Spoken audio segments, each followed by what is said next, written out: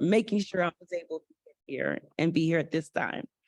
If you will continue to pray with me, I want to speak to you from the topic, believe what? Believe what? In the scripture I read, in several verses earlier, Jesus has gone up to a high mountain with Peter, James, and John, particular disciples with particular purpose. In this very particular time of preparation for his death and the time beyond his death that was soon to come, they witnessed his transfiguration. His face and clothes becoming like the sun, dazzling bright and probably too amazing to take in fully. It said that the disciples hardly knew what to do as they were in awe and they were terrified. Elijah and Moses had appeared and speaks to Jesus, bringing together the human and the heavenly in dialogue. Then even more powerful comes a cloud overshadowing them.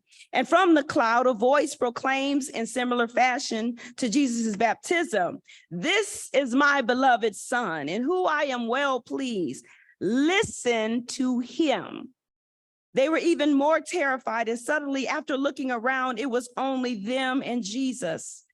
This time of being in the presence of the Almighty, communing with the ancestors and seeing Jesus literally transform before their eyes was an experience for which words simply could not do any justice.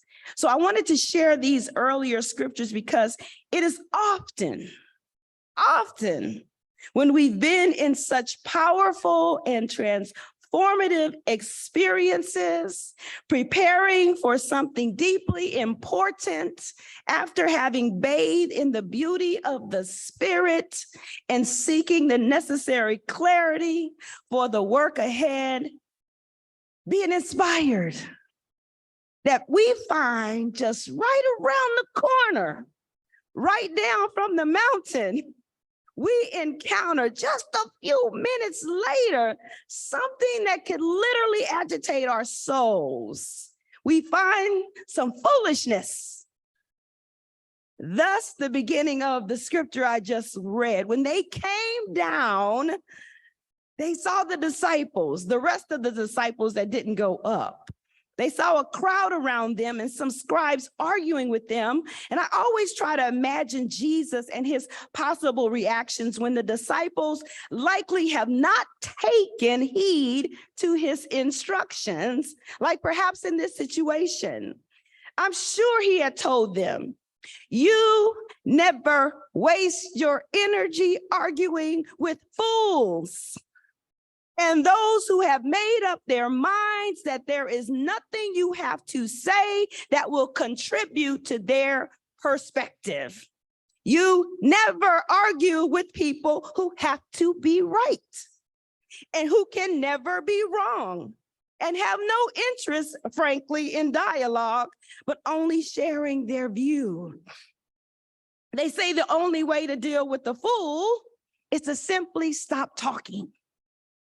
In my mind's eye, I see Jesus trying to maintain composure as he speaks and asks, "What are you arguing about with them?" The father, desperate for his child to be well, breaks through and shares how he brought his son to the disciples and asked them to cast the spirit out, but they could not. And I can see Jesus again in my mind's eye. I exegete a text, but sometimes I want to eisegete a bit. And I see him growing hot.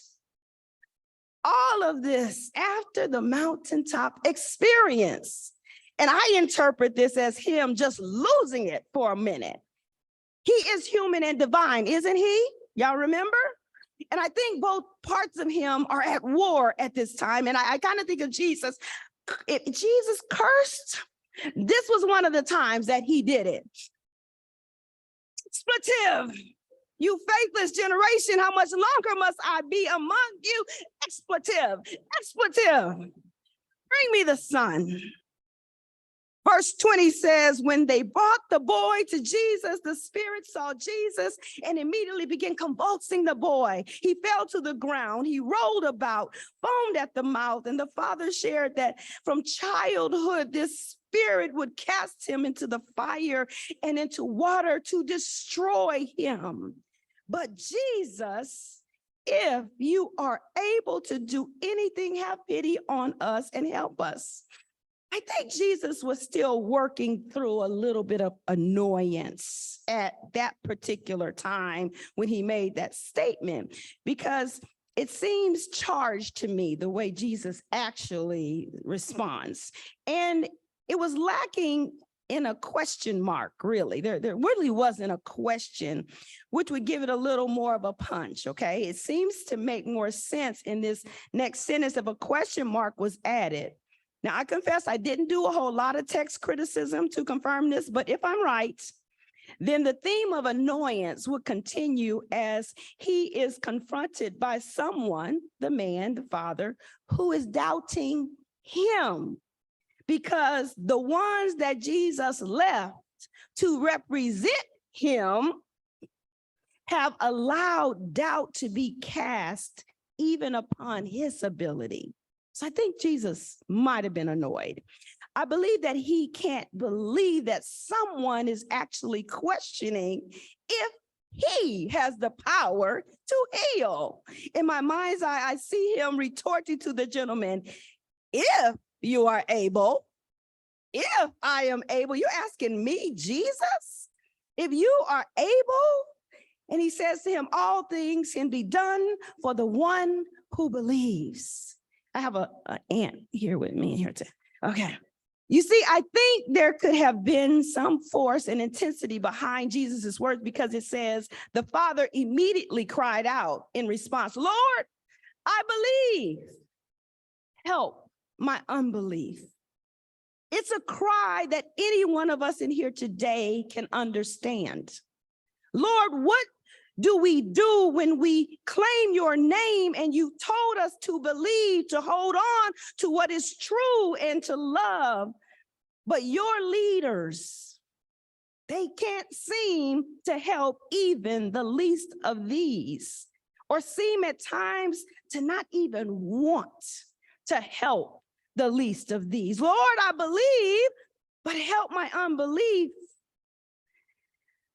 Help my unbelief. We know this cry because we know in our lifetime, right now, human and civil rights and gains that were made decades ago are suddenly on the table for negotiation again. And I can't quite comprehend just why. I see what should be, but can't believe what actually is. Why is my body up for debate? Why? What is it that you want me to believe, Lord, when my eyes see other human beings dismissed, demoralized, slaughtered at the hands of evil dictators? Believe what? When my eyes are watching people continue to be and to become targets of deep-seated hatred that has roots in the blood and supremacy tinged in the body of this United States of America, or this United States of America. Believe what? When policing that was meant from its origins to control vulnerable groups of people continue to grow even more grotesquely repulsive and terrorizing. Believe what? When babies are torn from their parents, abused and raped and or trafficked for sick and ill gain by sick people, believe what, God? When meanness and unkindness are the norm and bullying drives young people to take their lives, believe what? I believe, I want to. When so-called moral leaders in governing positions want to tell our schools and universities to shield their precious, innocent-minded young ones from the ugliness of the truth by simply pretending that it doesn't exist. that there never was enslavement. There wasn't ever brainwashing and experimentation on humans, that there's not a prison pipeline, there's not a killing of indigenous people, that there's not homophobia or transphobia or xenophobia or economic and health disparities. You fill in the blank. And they want to pretend it never happened. And like it's still not happening. Believe what? Lord, I believe you are real. I believe your love is real. I believe your healing power. I believe in the call that you've given me, but you have to help me, help my unbelief, because it's so very, very hard when these things run rampant and there seems to be few answers. Lord, I believe. Help my unbelief, because unclean spirits are all around me. Verse 25 says that Jesus rebuked the unclean spirit, saying, I command you to come out of him and never, ever enter him again.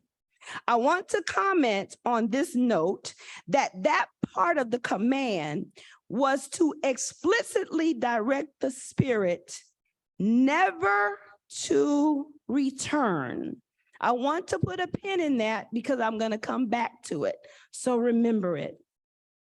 So Jesus rebuked this unclean spirit, telling it to come out and never return. And after crying out and convulsing the boy terribly, it came out and the boy was like a corpse, causing people to say he was dead.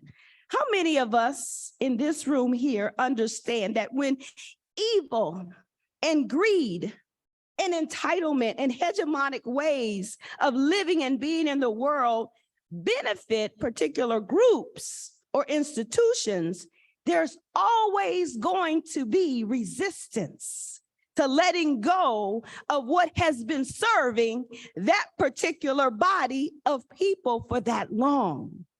How many of you know that when people are resisting and fighting something, they holding on to something for a reason. And like the spirit, it won't let go easy. Even though at some point it knows it has to let go because things have to change. Know that it, like the spirit in the boy, it will hit you back. It will try to convulse you terribly. It will try to throw you down, try to leave you for dead because it does not want to give up its benefits. Oh, we will at times in this fight feel like giving up, even losing hope, asking, what is the point of all of this? We will because we are human. Many of us are called to be vessels of God with deep compassion in our hearts to make a difference in the lives of those who are suffering, right? We may feel like we've been left lying flat on the ground while we're trying to just do what we've been called to do. And we might feel tormented and then left. There's good news, though. The good news here, though, states that Jesus came to him. It says he took him by the hand, he lifted him up until he was able to stand, fully alive and delivered. Beloved, it is possible to struggle with two things at one time. It is possible to believe and still need help believing.